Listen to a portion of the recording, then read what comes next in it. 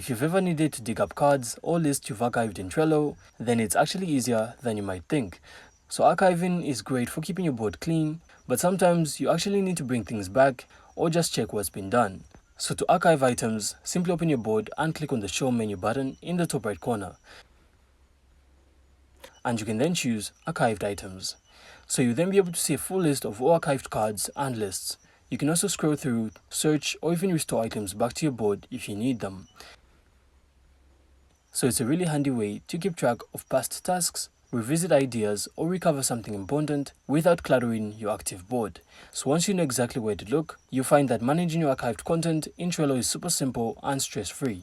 So I really hope you found this insightful, and if you did, make sure to leave a like and of course subscribe, then we'll see you on the next one.